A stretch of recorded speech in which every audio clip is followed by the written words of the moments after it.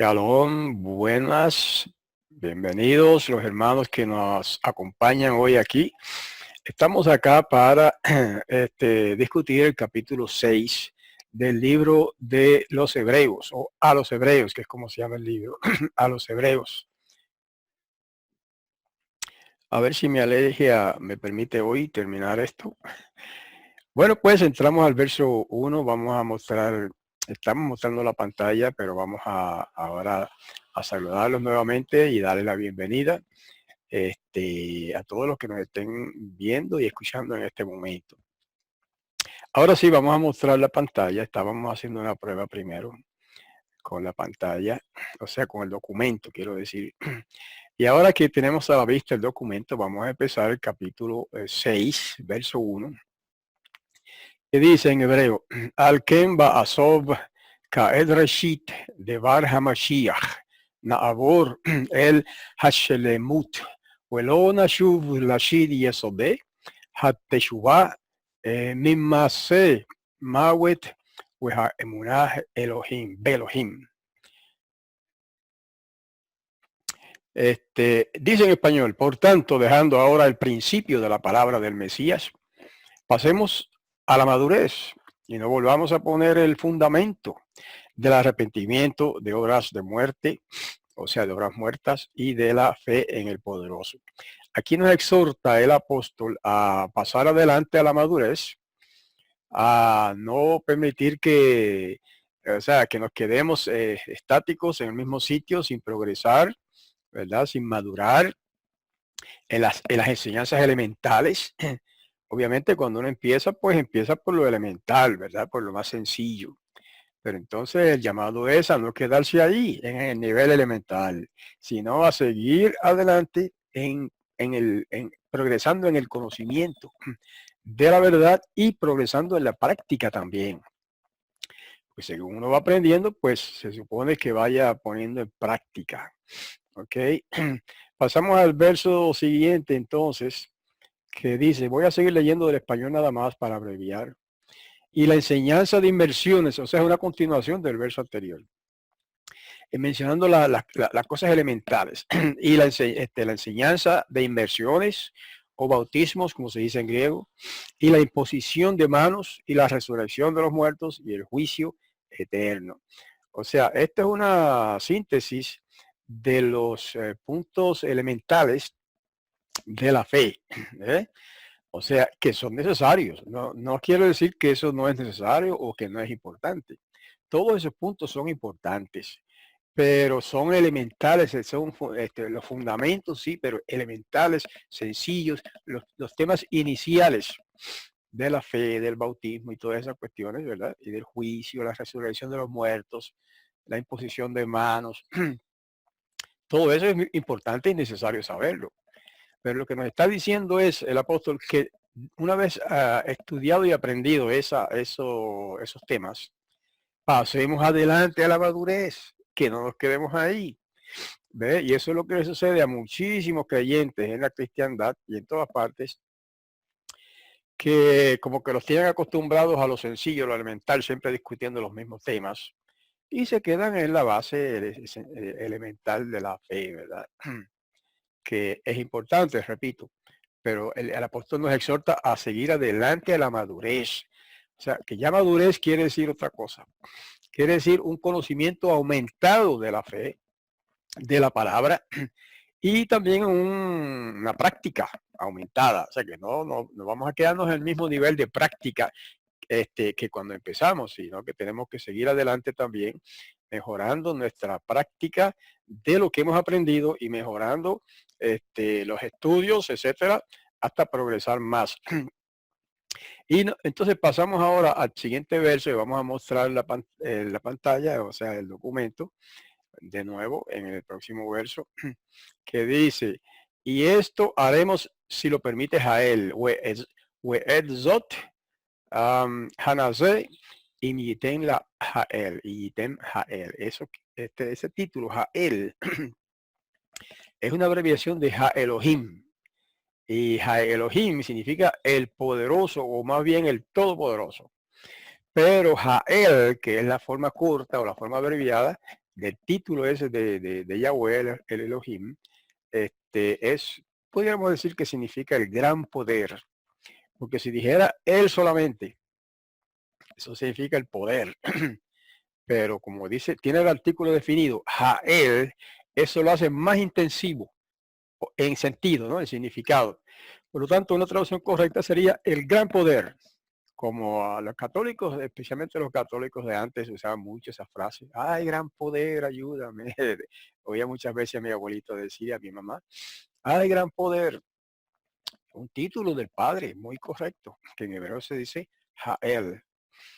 Ok, entonces pasamos al verso siguiente, ese era muy corto, que dice, porque todos los que brilló sobre ellos la luz y gustaron del don de los cielos y hechos ellos partícipes del espíritu de santidad, aquí tenemos que detenernos porque está hablando ahora referente a personas que han creído, han aceptado la fe, han vivido la fe por algún tiempo. Dice que brilló sobre ellos la luz. ¿Cuál luz? La luz de la verdad, la luz del Mesías, ¿verdad?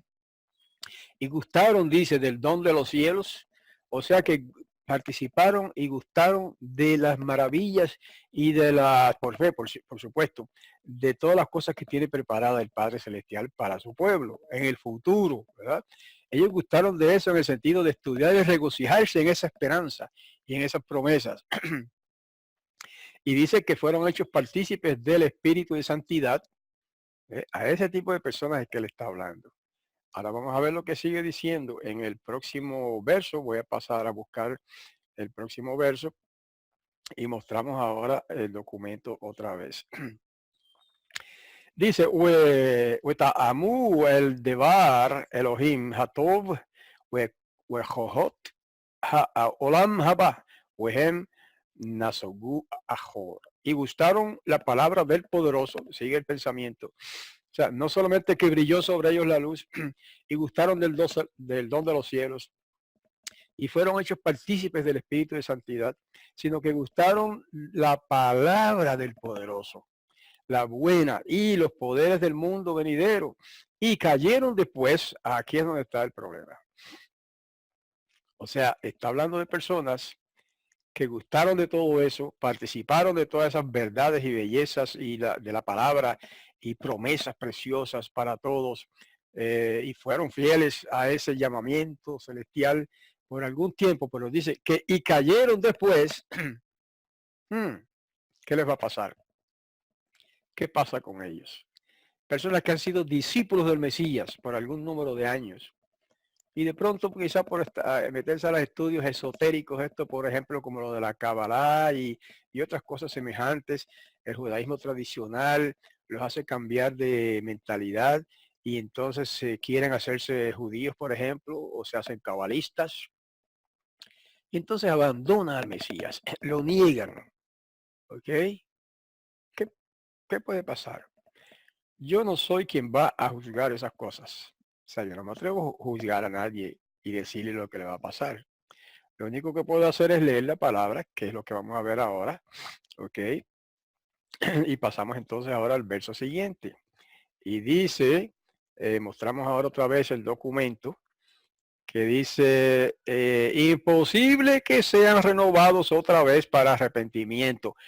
Wow, hermanos, ¿por qué? Porque ejecutan de nuevo para ellos al Hijo del Gran Poderoso y lo exponen a vergüenza.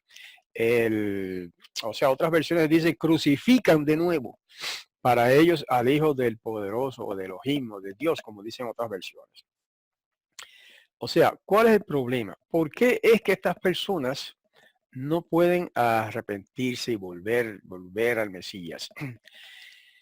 Algunos me han dicho, bueno, yo conozco personas que sí han negado al Mesías y después han regresado y se han hecho discípulos de él otra vez. Entonces yo le digo, entonces no lo ejecutaron de nuevo. No cumplen esto que está diciendo aquí. Sí cayeron después, ok, después de haber creído.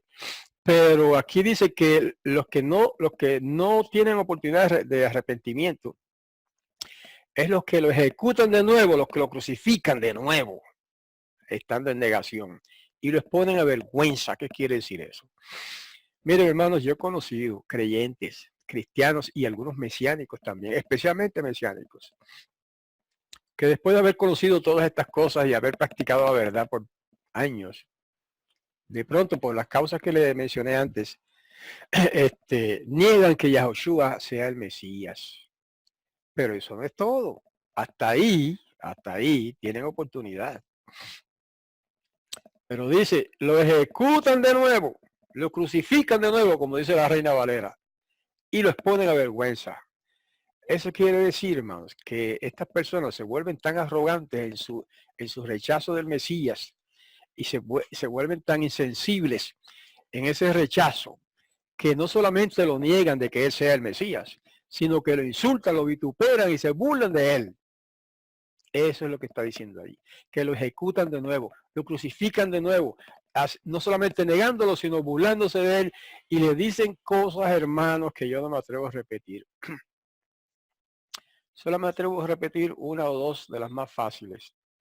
He oído que le dicen payaso, ese era un payaso. Otros dicen, ese era un farsante. Ahí lo están ejecutando de nuevo, hermanos. ¿Ok? Y otros han dicho que son peores. Los ponen a vergüenza, eso quiere decir, lo avergüenzan, lo insultan, lo vituperan delante de la gente. Y eso es lo que los hace insensibles al arrepentimiento. No se pueden arrepentir. Qué triste es, hermanos. Ven que no es que yo estoy juzgando a esas personas. Eso lo dice ahí la palabra. Inspirado por el Espíritu de Santidad, el apóstol Pablo está diciendo estas cosas. Voy a pasar al verso siguiente para entonces mostrarles la pantalla nuevamente. Ok. Ahí está. Dice, porque la tierra que absorbe la lluvia que cae sobre ella en abundancia y produce hierba buena a los que la labran, recibe la bendición del gran poderoso. Recibe la bendición del gran poderoso. Y dice el verso siguiente, porque el pensamiento continúa. Y la que produce espino y abrojo es rechazada y próxima a ser maldecido, su fin es ser quemada. ¿Por qué hace esa comparación tan tremenda? Hermanos, porque ahí está exponiendo a manera de parábola o de comparación, pues eso son lo que son las parábolas, comparaciones, ¿verdad? Ilustraciones. Está diciendo ahí, según lo que dice ahí, esas personas que no se arrepienten nunca después de haber ejecutado de nuevo al Mesías por medio del vituperio, de la burla y del insulto, ese es el fin que les espera, según dice ahí, no lo digo yo. Que esa es la comparación, así como la hierba, ¿verdad? La tierra produce hierba y bonita y todo, y también produce espinos y abrojos. Entonces, la que es la hierba, la tierra que produce espinos y abrojos es rechazada, eso es lo que dice ahí, y está próxima a ser maldecida. Y su fin, las plantas que producen abrojos y espinos, su fin es, dice, ser quemada. Por lo tanto, en otras palabras, ahí está diciendo que los que han conocido la salvación del Mesías y después la han rechazado, mientras ejecuten de nuevo al Mesías en su vida por medio de todo lo que se ha dicho ya, ¿verdad? No tienen esperanza de salvación. Pues fíjense que eso es diferente de los que nunca conocieron al Mesías. ¿Ok? Hay millones de personas en este mundo que no le sirven a Yahweh, no le sirven al Mesías. Quizá adoran ídolos. Y sin embargo tienen esperanza de entrar al reino porque lo dice el Salvador en Mateo 25, capítulo 25 y verso 31 en adelante. Ahora, ese tema lo vamos a tratar próximamente aparte. O sea que es diferente. El nunca aceptar al Mesías es una cosa. Esos tienen esperanza de entrar al reino, si son mansos y humildes. Y por otro lado, haber aceptado al Mesías y haberlo rechazado y vituperado y ejecutado otra vez, es una diferencia inmensa. Y de eso es que está hablando aquí en este capítulo, ¿verdad? De los que hacen eso último, que ya explicamos. Vamos a pasar al verso siguiente y mostramos el documento de nuevo. Dice el verso 9 ahora, ¿ok? Dice, en verdad, mis amados, esperamos nosotros mejores cosas que ustedes, con ustedes, perdón, mejores cosas con ustedes, o sea, en relación con ustedes, y más cercanas a la salvación, aunque hablamos así.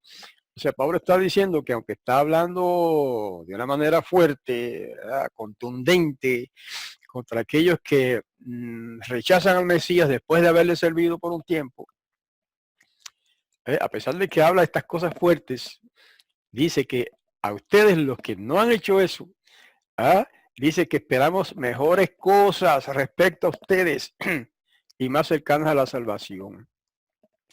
En otras palabras, los que escuchan esta admonición del Mesías, los que escuchan esta, en cierto modo, reprensión o exhortación del Mesías, de Pablo, pero proveniente del Mesías, tienen esperanza de salvación. Eso es lo lindo. Mientras usted se mantenga dentro del barco, no se va a ahogar. Si se tira del barco, se ahoga. ¿Verdad? Esa es otra parábola, otra comparación. Mientras se mantenga usted aquí en la fe del Mesías, cuando digo aquí no me refiero a una iglesia, una institución, una organización, una denominación, nada de eso, sino en la fe del Mesías, donde quiera que usted esté, de que Yahoshua o Yeshua, como se dice en arameo, es el Mesías, usted está en terreno seguro. Eso es lo lindo, hermanos, de este mensaje de salvación es el mensaje de la palabra del Todopoderoso en este libro, especialmente de el libro de los Hebreos. Vamos a ver ahora el próximo verso y lo mostramos enseguida en la pantalla. Ok, ahí está. Dice, porque el gran poderoso, otra vez, esa es la traducción de Ha Elohim en hebreos. El gran poderoso no es falto de justicia para olvidar la obra de ustedes y la obra de su amor que ha mostrado a causa de su nombre, que sirvieron a los santos y todavía les sirven. Mira qué cosa linda. Nos está diciendo que el Todopoderoso no olvida a los suyos, ¿ok? No olvida a los que le sirven, no los olvida. Y los que hacen obras de amor, obras de caridad, se dice también a veces, ¿verdad? Obras de amor es una traducción más correcta. Y dice que han mostrado amor también a su nombre, al nombre del Mesías, así como se muestra amor al nombre de su Padre, Yahweh Todopoderoso. Y dice que sirvieron a los santos y todavía les sirven. Los santos son los consagrados. Los santos, cuando la Biblia habla de santos, no se refiere a las imágenes esas que veneran los católicos, ¿verdad? Que ellos le llaman santos, a las imágenes de yeso y de madera y de lo que sea. Pero no es, eso no es lo que significa cuando la Biblia habla de los santos. Habla de personas vivas que están aquí con nosotros. Tampoco habla de personas que estén en el cielo supuestamente. No. Los santos son los que están aquí sirviéndole al Padre y al Hijo. ¿Y cómo que son santos? ¿Acaso nunca pecan? Claro que pecan de vez en cuando, pero no quieren pecar. Son los que se consagran al Todopoderoso. Santos quiere decir apartado. ¿Okay? En hebreo, lo mismo que en griego, hagion en griego, perdón, y en hebreo, como quiera que lo diga, está lo que significa es consagrado, apartado, separado para el Padre, para el Padre, ¿ok? Y que le sirven a los hermanos, a los santos. Quiere decir que estas personas que sirven al Mesías hacen obras de caridad también. Eso se caracterizan por eso, hacen obras de amor, le ayudan al prójimo, le ayudan al vecino, le ayudan a los hermanos y a los que no son hermanos también. ¿Eh? Porque siguen aquel lema de otra carta del apóstol Pablo que dice, el amor del Mesías nos impulsa. Otras versiones dicen, el amor del Mesías nos constriñe, que es lo mismo. Y eso vale, eso vale también, porque eso es una característica distintiva de los fieles, de los verdaderos creyentes, de los verdaderos adoradores, de los verdaderos discípulos del Mesías, que tienen amor por el Padre y por los demás, por los vecinos, por los hermanos, por los amigos, un amor verdadero. ¿Ok? Entonces ahora vamos a pasar a buscar el próximo verso y lo vamos a mostrar enseguida en la pantalla. Dice así. Y deseamos, verso 11, y deseamos que cada uno de ustedes muestre ser servicial, ahí está lo que estábamos diciendo, cumplidos en la esperanza hasta el fin. Ahí está. Fíjense que uno de las cualidades que más se recalca en las escrituras, en todas las escrituras, pero especialmente en los escritos de Shaul, de Pablo, es eso de ser servicial, servicial. Es decir, servirle al prójimo. Según le servimos al Padre, a Yahweh, también estamos llamados a servirle al prójimo. Por eso cuando el Mesías, alguien le preguntó al Mesías, ¿cuál es el mandamiento principal de la ley de la Torá? Él le dice, es este. Escucha, Israel, Yahweh nuestro poderoso, nuestro Elohim, uno es. Le citó Deuteronomio 6, verso 4. Y dice, y añade, y el segundo es este, amarás a tu prójimo como a ti mismo. Y, después, y dice, y esto es el resumen de la ley, lo dijo en otras palabras, ¿verdad? Y sobre esto depende o pende la ley. Entonces, ese es el punto. El servicio, servicial, servirle primero al Padre, Yahweh, y en segundo lugar al prójimo, al vecino, al amigo, etcétera, a los hermanos, todo lo que hemos dicho hasta este momento, ¿verdad? Entonces, vamos a pasar al verso siguiente, que es el verso 12. ¿Ok?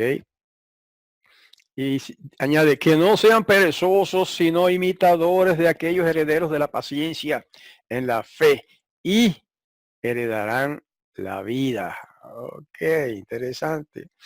Fíjense que está diciendo que no solamente tenemos que ser serviciales, cumplidos en la esperanza, como decía la última parte del verso anterior, ¿verdad? Cumplidos en la esperanza quiere decir que tengamos una esperanza completa, que no sea endeble, no una esperanza variante, ¿verdad? O endeble o floja, sino una esperanza cumplida, firme, completa, hasta el fin, decía, hasta el fin. Quiere decir que no es, como dice el refrán, no es el premio de los que empiezan, sino de los que terminan, ¿verdad? No es el premio de los que comienzan la carrera, sino de los que llegan a la meta. Eso es importante. Y ahora añade aquí que no sean perezosos, que no sean perezosos, sino imitadores de aquellos herederos de la paciencia. En la fe, y heredarán la vida. Ahí dice el alma entre corchetes, porque déjeme mostrarle el documento otra vez para mostrar enseñar este detalle.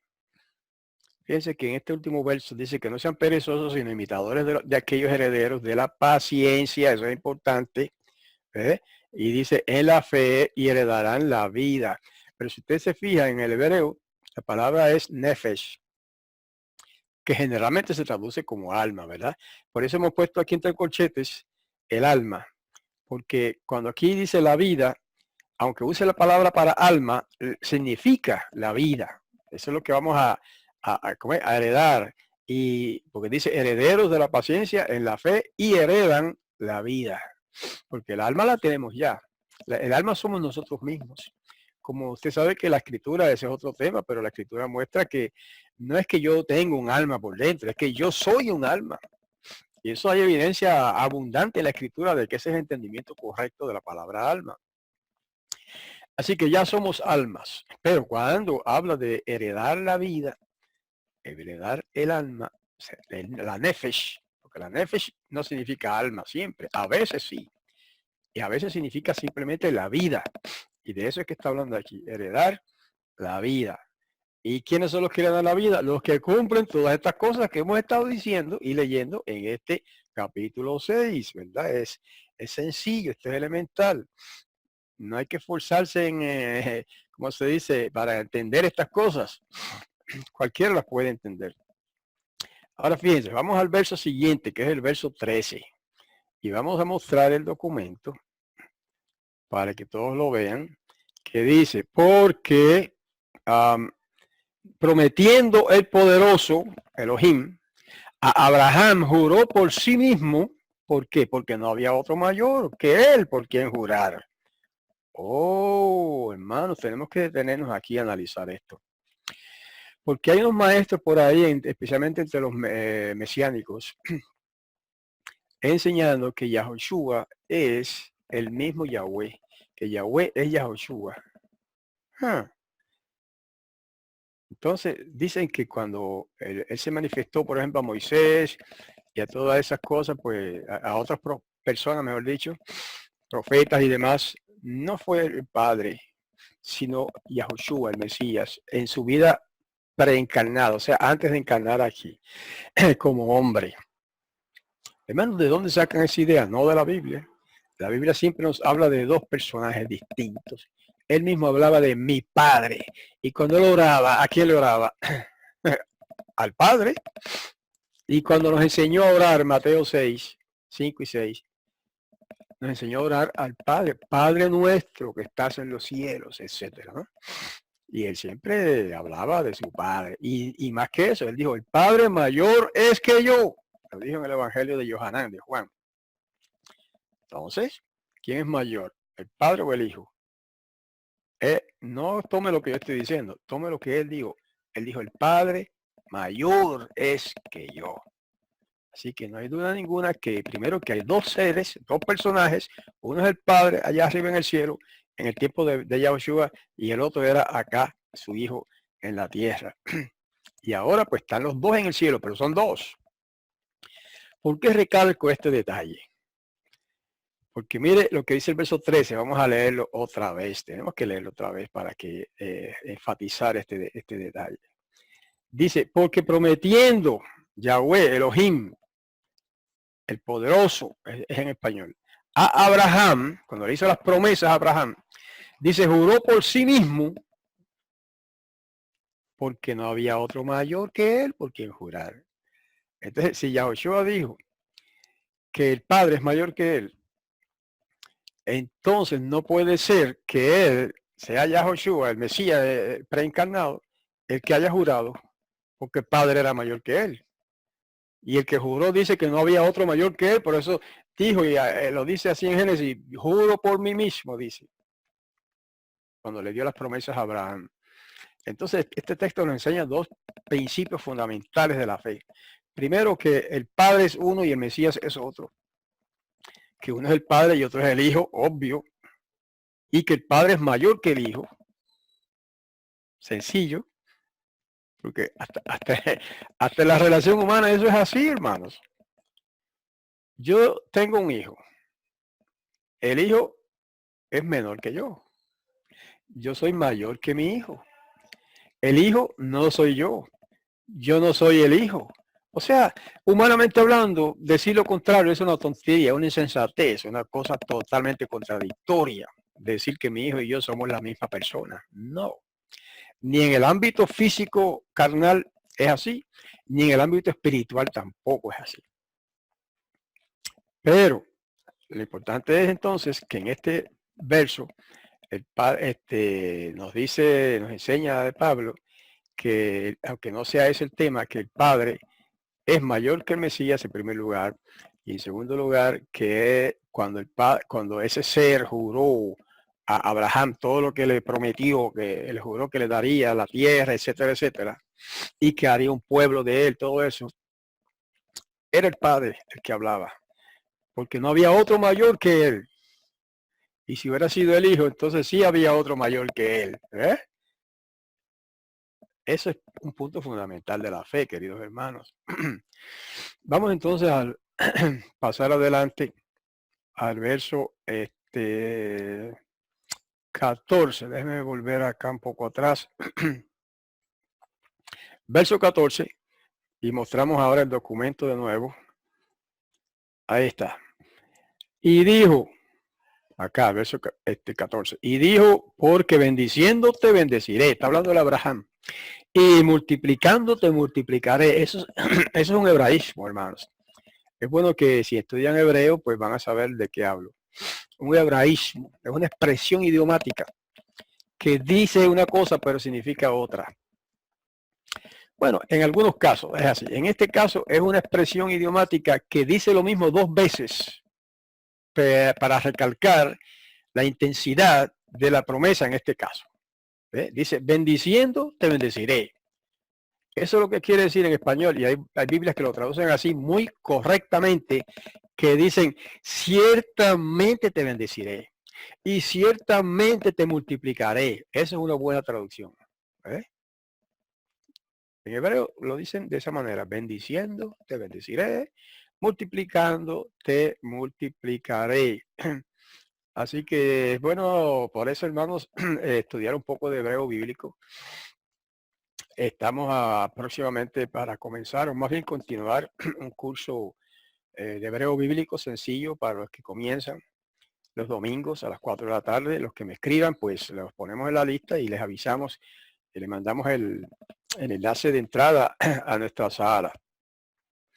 Ok, entonces ahora vamos a pasar al verso 16. Después de decir, vamos a mostrar el documento primero. Verso 16. Después de decir en el 14, dije 16, debí decir 15, perdón. Después de decir en el 14 que bendiciendo te bendeciré y multiplicando te multiplicaré. Ahora en el verso 15 dice, y fue que esperó con paciencia su alma. Ahí significa yo, él en este caso. Y alcanzó la promesa. Esperó con paciencia su alma. Es como dice literalmente el hebreo. Pero eso quiere decir, esperó con paciencia él. Porque su alma es usted. Mi alma soy yo. En este caso, Abraham es su alma. Esperó Abraham con paciencia. Y dice que alcanzó, ¿qué? Alcanzó la promesa. Alcanzó la promesa. ¿Por qué? Porque esperó con paciencia. La promesa que alcanzó fue la de que él haría, la promesa era que Yahweh haría de él, de Abraham, un pueblo. Y eso se logró. Eso se logró en vida de Abraham. Aunque de una manera, digamos que limitada, pero se logró. Se formó el pueblo de Israel, nacido de Abraham. Y la promesa de que heredaría la tierra, esa tierra, la tierra prometida, la tierra de Canaán, pues se cumplió un poco más tarde, ¿verdad? Pero se cumplió. Todo eso se cumplió según las promesas. ¿Ok? Y bueno, eso es una invitación a nosotros para también hacer lo mismo que hizo Abraham. Por eso, hermanos, nosotros en la Asamblea de Yahweh Internacional y otros grupos parecidos, cuando hablamos de restaurar las raíces hebreas de la fe, no estamos hablando de restaurar las raíces del judaísmo, como algunos equivocadamente entienden, y empiezan a estudiar y a practicar todas las tradiciones rabínicas y cree que con eso está restaurando las raíces hebreas de la fe. No, está restaurando el judaísmo en sus vidas, porque el judaísmo nunca se ha, ¿verdad?, desaparecido, está ahí. Ellos lo que hacen entonces es asimilarse al judaísmo y convertirse en judíos tradicionales, tradicionalistas y rabínicos. Algunos mesiánicos han caído en eso, muchos mesiánicos. Cuando se habla de restaurar las raíces hebreas de la fe, se habla de, significa que restauramos la fe de Abraham y también la fe del Israel antiguo, antes de que se convirtiera en una religión rabínica. Porque eso de la religión judía rabínica, eso es moderno si lo comparamos con Abraham y con Moisés. ¿Ves? Eso vino después. La fe de Israel original es el yahwismo, la adoración de Yahweh, el cumplimiento de los mandamientos de la Torá. Y la fe de Abraham, la fe, la esperanza que tenía Abraham y la fe es lo que tratamos de restaurar en nuestras vidas. ¿Ok? Y eso pues hay que esperarlo con paciencia. Y entonces vamos ahora sí al verso 16, vamos a mostrar el documento. Los hijos del hombre juran por el mayor que ellos, y el juramento a ellos finaliza todas sus controversias para confirmar un asunto. Vuelve otra vez a ese punto, ¿verdad? De que uno siempre jura por alguien que es mayor que uno. Por lo tanto, cuando quiso el gran poderoso mostrar más abundantemente a los herederos de la promesa, los discípulos, o mejor dicho, los descendientes de Abraham, que no cambia, para mostrar que no cambia su consejo, la garantizó con un juramento. Ahí está. ¿Por qué tenía que el poderoso jurar? Él no necesita jurar, él no miente. Cuando él promete algo, lo cumple. Pero él quería que ellos tuvieran como una seguridad, una confianza, ¿verdad? De que se iban a cumplir sus promesas y de que él no cambia su consejo o su propósito. Y por eso, pues el padre juró. Dice, por sí mismo juro por mí mismo, porque no había otro por quien jurar. Y eso lo que significa es que le da seguridad a su pueblo de que él, el padre, no va a cambiar su consejo o su propósito con relación a ellos, ¿verdad? A su pueblo, a aquellos que reciben la promesa, ¿verdad? De bien, de felicidad. La promesa puede incluir muchas cosas, de una tierra, de ser un pueblo, etcétera, etcétera. ¿Ok? Y ahora pasamos al siguiente verso, que es el 18, y mostramos el documento de nuevo. Dice, por lo cual, por medio de dos cosas sin alteraciones, que es imposible para el poderoso mentir en ellas, tengamos los que nos refugiamos en el consuelo para aferrarnos de la esperanza o en la esperanza puesta ante nosotros. Fíjense que curioso que dice aquí, habla de cosas en las que es imposible que el poderoso mienta. Y habrá algo imposible para, como la gente dice, ¿habrá algo imposible para Dios? ¿Habrá algo imposible para el Todopoderoso? Y cuando uno piensa en las cosas materiales, pues dice, no, nada es imposible para Él. Él todo lo puede. Su título lo dice, el Todopoderoso. Eso quiere decir que lo puede todo. Pero sí hay cosas que Él no puede hacer. Eso es lo que dice ahí. No puede mentir. Ahí está. No puede invalidar la palabra que ha salido de su boca. No puede pecar. Imposible que el Todopoderoso Yahweh, el perfecto, el dueño del universo, peque. ¿Eh? Pero ya eso es cuestión de conceptos, ¿verdad? En esos conceptos, él no puede hacer eso. Porque iría en contra de su propia naturaleza. Su naturaleza es la verdad. Su naturaleza es decir siempre la verdad. Y ser fiel a su palabra. Y ser cumplidor de las promesas. Esa es su naturaleza. Y en contra de eso no puede ir. Porque no puede, porque eso sería el contrario a su naturaleza. Es sencillo, quizás sea un poquito profundo el concepto para algunos, pero no es profundo en realidad. Hay dos cosas ahí, dice, que son imposibles para él, ¿verdad? Que él haga, y entre ellas, pues, mentir, etcétera. Por lo tanto, hermanos, eso nos asegura, eso nos sirve de consuelo, de que el Padre puede cumplir sus promesas para nosotros. Puede. Una vez que él promete, lo va a hacer. El problema es que nosotros no sabemos cuándo. Él le prometió a Abraham una tierra, ¿verdad? Un país, un territorio. Lo cumplió, sí, pero no en vida de Abraham. Pero lo cumplió para sus descendientes. ¿Okay? Abraham no entró a la tierra prometida de Canaán. O sea, él estuvo allí, él vivió allí, pero me refiero que fuera su tierra. Lo único que él tenía en la tierra de Canaán era un pedazo, un solar que compró de los cananeos para enterrar a Sara, su esposa, y esa era su propiedad, su pedacito, su parcela en la tierra prometida. Pero que fuera toda la tierra de Canaán suya, no. Esa promesa se cumplió, pero se cumplió en sus nietos y bisnietos y tataranietos, en su descendencia. Pero se cumplió, eso es lo importante. Y nosotros podemos aferrarnos a esa esperanza, hermanos, a la esperanza que tenemos ahora no es tanto de tierras, ¿verdad? Pero es más bien de una vida eterna aquí en este mundo, pero bajo la autoridad del Mesías y bajo la autoridad del Padre, que a través del Mesías gobernará este mundo. Esa es nuestra esperanza ahora y podemos estar seguros de que Él la va a cumplir, queridos hermanos. Vamos a mostrar el documento nuevamente para ir a ver los próximos versos.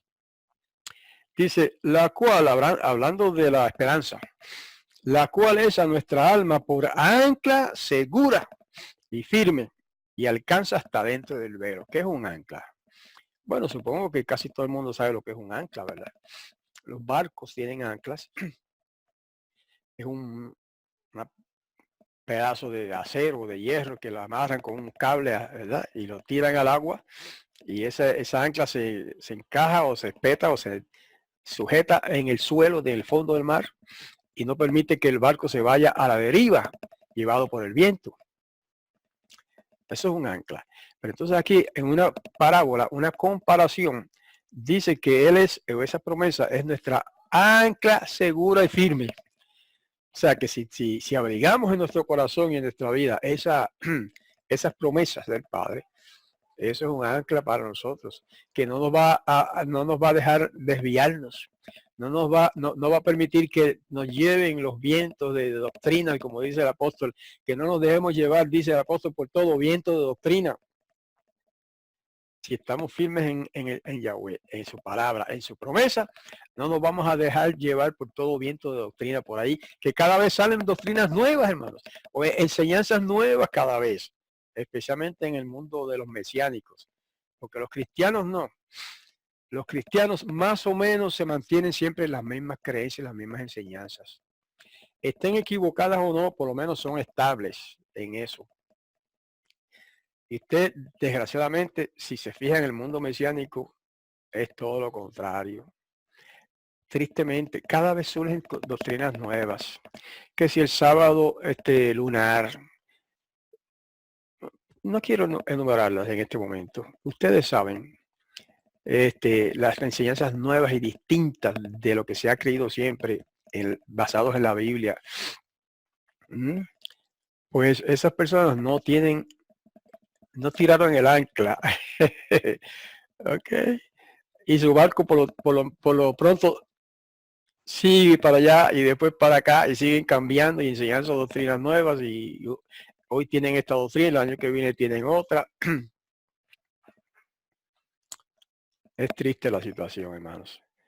Mientras que los que ustedes vean que siguen firmes siempre en la enseñanza fundamental, no estamos hablando de teorías y de cosas así extrañas, la enseñanza fundamental, la cual principal es el Mesías Yahushua, que Yahushua o Yeshua es el Mesías, el hijo de Yahweh, no Yahweh, el hijo de Yahweh, eso es el fundamento de la fe, y que vendrá por segunda vez y que va a establecer su reino en este mundo. Y que hay que observar sus palabras, su Torah, la ley, hasta donde aplique a nosotros, porque no todas las leyes de Yahweh aplican a nosotros hoy día, por varias razones. Una de ellas porque no hay templo, porque no vivimos en Israel, etcétera. Así que esa es la advertencia hoy, hermanos. Cuidado con ese movimiento de enseñanzas distintas que van surgiendo cada vez, que van a llevar su barco a la deriva, porque eso no es el ancla firme de la fe. El ancla firme de la fe es la esperanza antigua.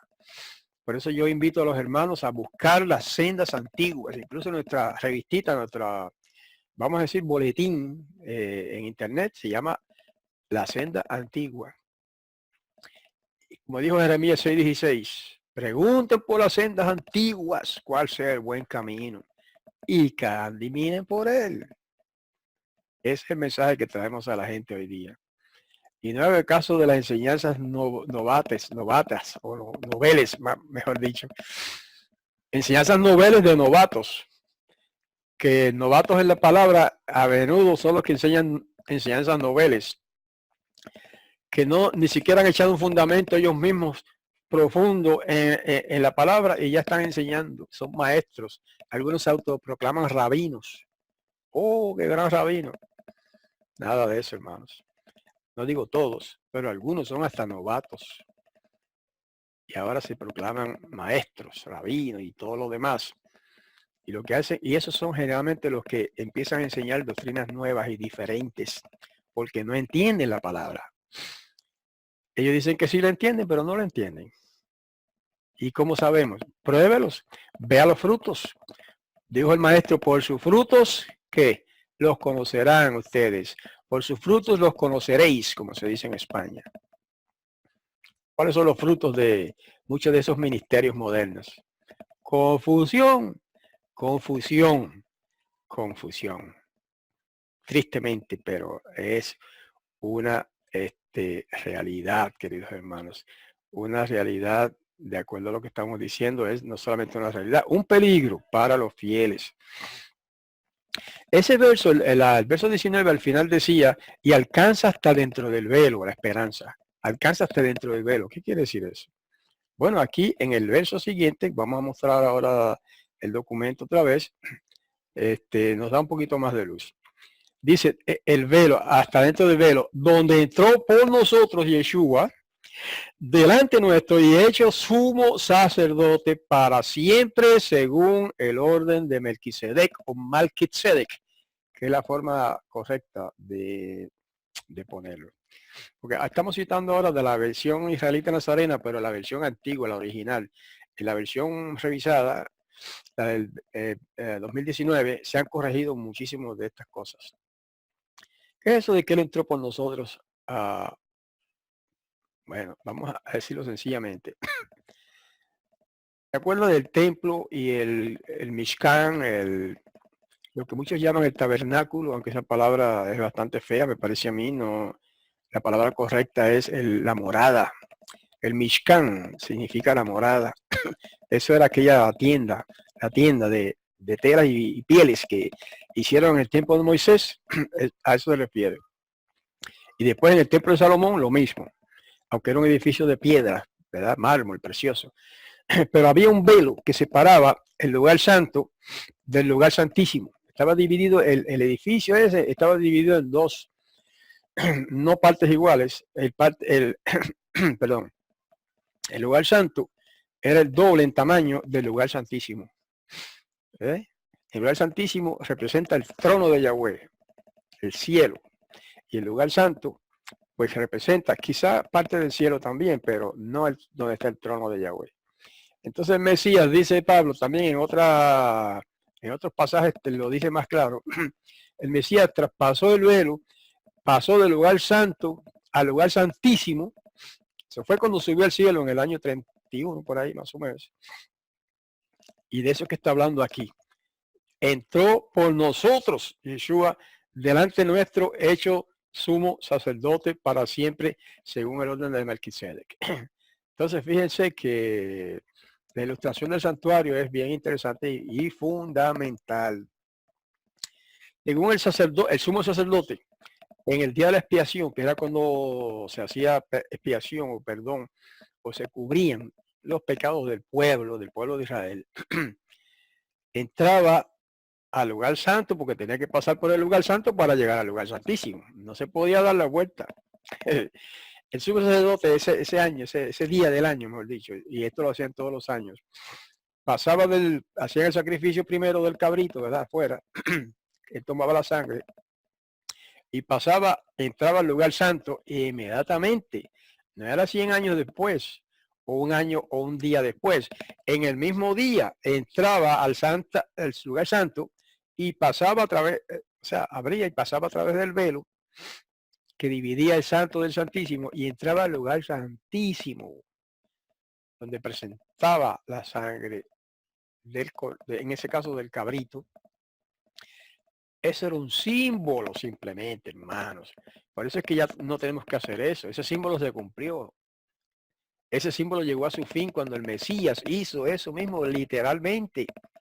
Con su sangre que vertió en el Gólgota, la ofrecía ante el Padre, la ofreció ante el Padre en ese tiempo cuando resucitó, no exactamente cuando resucitó, 40 días después, subió al cielo, ¿verdad? Y traspasó, usando otra vez el símbolo del santuario, pasó a través del lugar santo y entró al lugar santísimo, que es donde está el cielo mismo, lo dice Pablo en otras palabras, dice el cielo mismo. Entró allí a la presencia del Padre Yahweh y se sentó a la diestra del Padre, en el trono del Padre. A ver si son la misma persona o son dos personas. Otra vez, perdonen que sabe que vuelva a esos puntos una y otra vez, porque es que es importante, hermano, que repitamos eso.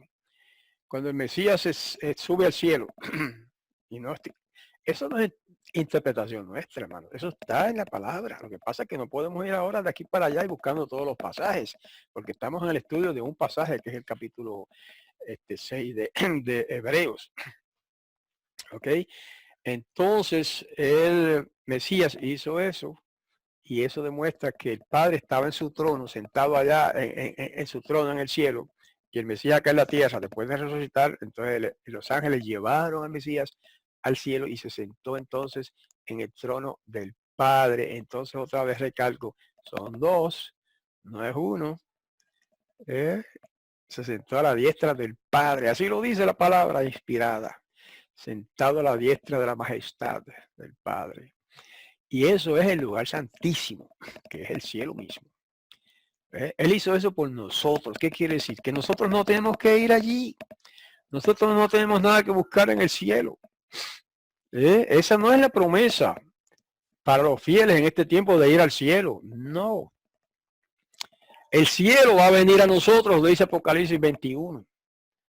El Padre mismo va a venir a nosotros, pero antes del Padre viene el Mesías por segunda vez y establece su reino en esta tierra. Y 1000 años después viene el Padre también, dentro de la Nueva Jerusalén, y establece su reino del Padre en la tierra también junto con el Mesías.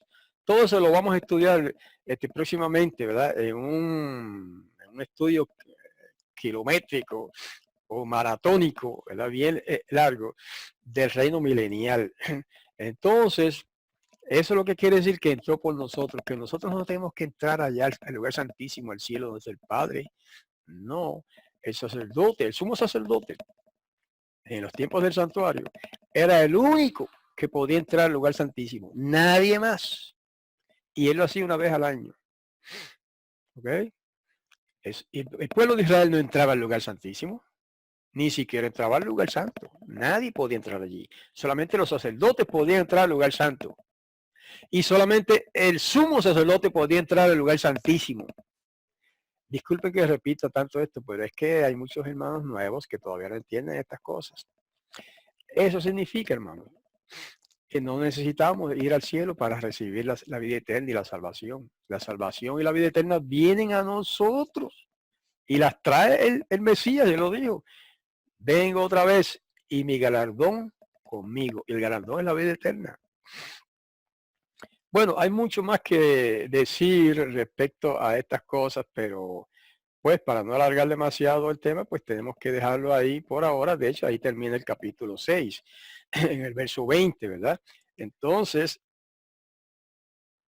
resta que me acompañen nuevamente y me hagan el favor de escucharnos nuevamente en la próxima vez.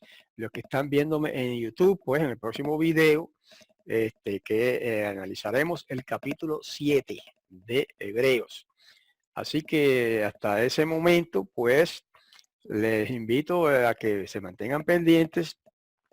Si no si no han recibido ya o no tienen, no están inscritos en Hebraica, que es el boletín nuestro, ¿verdad? De la escuela hebraica, pueden registrarse si me escriben a hebraica@gmail.com. Recuerden que hebraica empieza con H. Hebraica, el símbolo de arroba.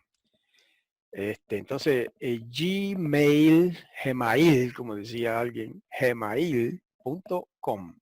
Y si usted me escribe ahí, los que no están suscritos ya a Hebraica, entonces yo los inscribo y ahí les puedo invitar enviar cada semana ¿cómo se llama? El enlace de entrada a las clases que damos en Zoom.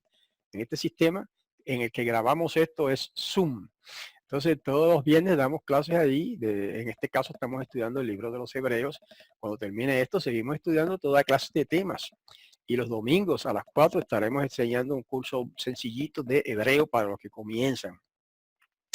Así que todo eso pues pueden estar pendientes y recibir el aviso, ¿verdad? Y los enlaces de entrada para que me acompañen en esos estudios.